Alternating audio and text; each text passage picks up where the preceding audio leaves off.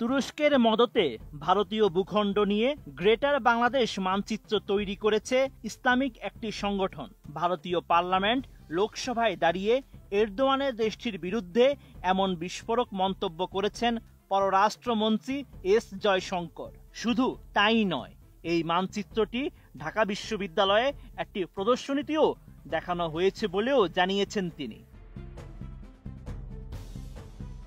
1 August ভারতীয় সংবাদ মাধ্যম হিন্দুস্তান টাইমসের এক প্রতিবেদনে এমন তথ্য জানানো হয়। এতে বলা হয়েছে, বর্ষাকালীন অধিবেশন চলছে ভারতের পার্লামেন্ট লোকসভায়। এ সময় বিজেপির এক আইন প্রণেতা জানান, বাংলাদেশে হঠাৎ করে সক্রিয় হয়ে উঠেছে তুরস্ক।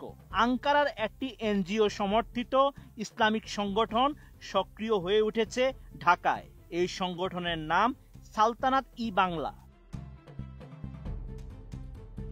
নোভা এলইডি টিভি, ঝকঝকে ছবি, নিখুঁত শব্দ, 5 বছরের ওয়ারেন্টি। নোভা মানি, সঠিক মান, নিশ্চিত সেবা। এই সংগঠন দাবি করেছে গ্রেটার বাংলাদেশের, আর সেই লক্ষ্যে নতুন একটি মানচিত্র প্রকাশ করেছে তারা।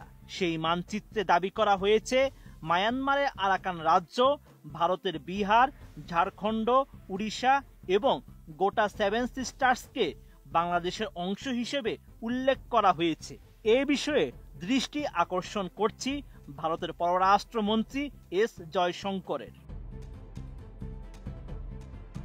জবাবে ভারতের পররাষ্ট্রমন্ত্রী জানান, গ্রেটার বাংলাদেশ মানচিত্র ইস্যু নিয়ে ডক্টর ইউনূসের সরকারের সঙ্গে যোগাযোগ করেছে ভারত।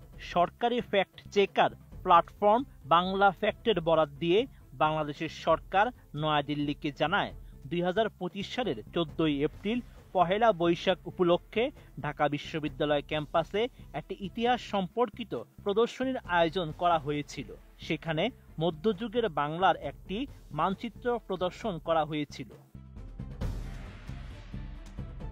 ওই প্রদর্শনীর যারা আয়োজক ছিলেন তারা বাংলাদেশের সরকারকে বলেছেন, কোনো বিদেশি সংস্থা বা গোষ্ঠীর সঙ্গে তাদের সম্পর্ক নেই।